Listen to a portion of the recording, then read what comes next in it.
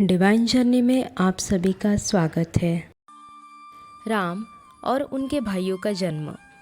वाल्मीकि रामायण के अनुसार दूरदर्शी, सत्यपरायण महात्मा दशरथ अत्यंत प्रभावशाली होते हुए भी पुत्रहीन होने की बात से सदैव चिंतित रहते थे।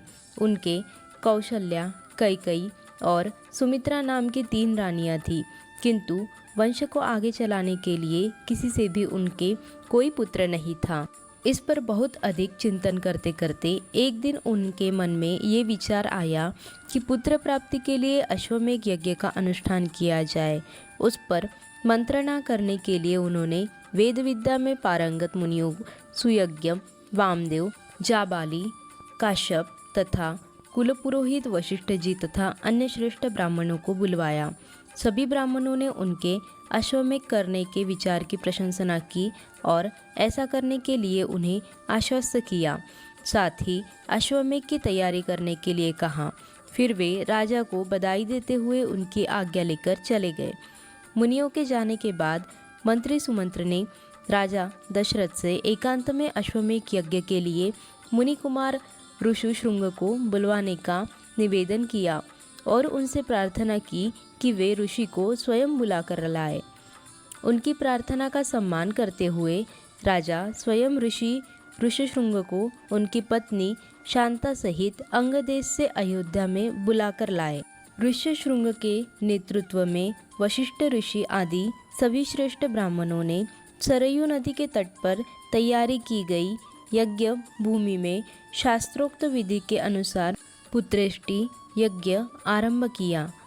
अवध नरेश ने अपनी पत्नियों के साथ यज्ञ की दीक्षा ली।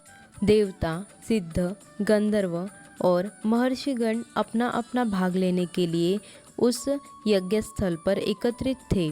उसी समय देवताओं ने ब्रह्मा जी से रावण के अत्याचारों से संसार को मुक्त करने के लिए कोई युक्ति सुझाने का निवेदन किया।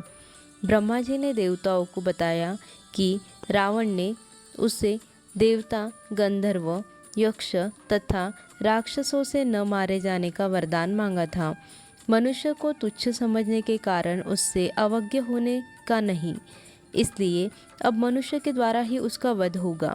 तभी भगवान विष्णु जी भी वहां आ गए।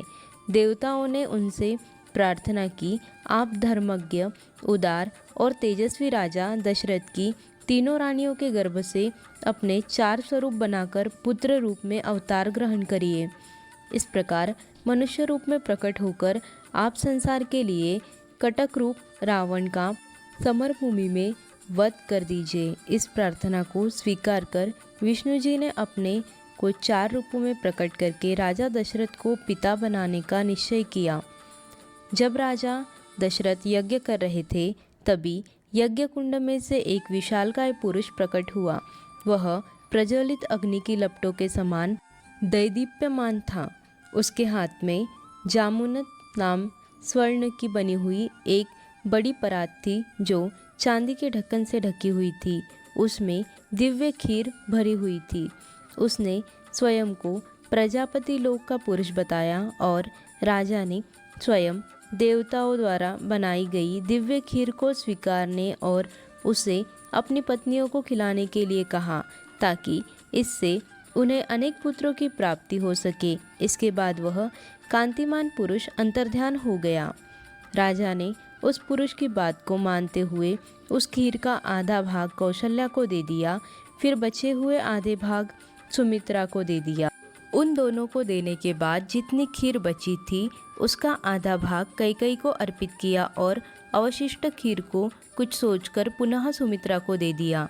यज्ञ समाप्ति के बाद 6 ऋतुओं के बीत जाने पर चैत्र के शुक्ल पक्ष की 9वीं तिथि को पुनर्वसु नक्षत्र एवं कर्क लग्न में कौशल्या ने दिव्य लक्षणों से युक्त सर्वलोक वंदित जगदीश्वर श्री राम को जन्म दिया, जिनके नेत्रों में कुछ कुछ लालिमा थी, होठ लाल लाल थे, भुजाएं बड़ी बड़ी थी और स्वर दुमदुम्बी के समान गंभीर था।